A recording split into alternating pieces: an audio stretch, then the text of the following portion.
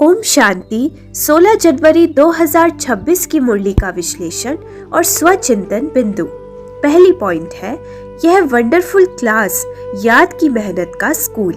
आज की मुरली में बाबा ने बताया कि यह क्लास वंडरफुल क्यों है, क्योंकि यहाँ छोटे बड़े, बूढ़े बच्चे, साधु, गृहस्थ, अबलाएं सभी समान रूप से बैठते हैं। दुनिया में कोई ऐसा स्कूल नहीं जहां उम्र, जाति, कर्म या स्थिति का भेद ना हो। यहाँ मुख्य मेहनत है याद की मेहनत। याद से ही आत्मा और शरीर की नेचर क्योर होती है, लेकिन यह याद अंधी नहीं है। याद के लिए भी ज्ञान आवश्यक है। दूसरा, विनाश का रहस्य। बाबा स्पष्ट करते हैं कि विनाश कोई भय की बात नहीं है, बल्कि शुभ और कल्याणकारी कार्य है। पुरानी पतित दुनिया का अंत होना निश्चित है। तुम बच्चे नई दुनिया के लिए पुरुषार्थ कर रहे हो, इसलिए डर नहीं, अंदर खुशी होनी चाहिए कि अब सतो प्रधान दुनिया का द्वार खुल रहा है। यह विनाश रुद्र ज्ञान यज्ञ का परिणाम है, जो कल्प में एक बार होता है। तीसरा है निष्काम सेवा का उदाहरण। शिव बाबा की विशेष पहचान है निष्काम सेवा। लौकिक संबंधों में भी सेवा के पीछे कामना होती है, परंतु बाप बिना कुछ लिए स्वर्ग की बादशाही दे देते हैं।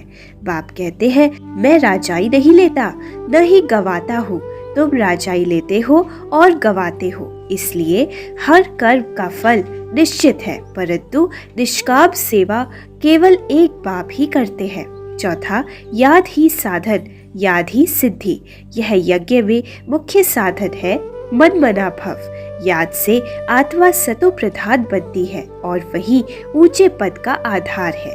याद में आत्मा बाप से बातें करती है, बाबा हम आपको भूल गए थे, अब फिर मिले हैं, अब आपकी श्रीमत पर चलेंगे। यही सच्चा योग है, बुद्धि योग बाप से। आज बाबा का वरदान है, स्वयं को जिम्मेवार समझकर हर कर्म यथार्थ विधि से करने वाले संपूर्ण सिद्धि स्वरूप भव। संगम युग पर किया गया हर कर्म सारे कल्प का विधान बनता है। जब आत्मा यह स्मृति रखती है कि मैं विधान का रचयिता हूँ, तो अलबेलापन समाप्त हो जाता है। जिम्मेदारी की भावना से किया गया हर कर्म यथार्थ विधि से होता है, और जहाँ विधि है वहाँ सिद्धि निश्चित है। स्वचिंतन बिंदु है, क्या मैं हर कर्म करते समय यह स्मृति रखता हूँ कि यह संगम युग का कर्म मेरे भविष्य का विधान बन रहा है? अच्छा, ओम शांति।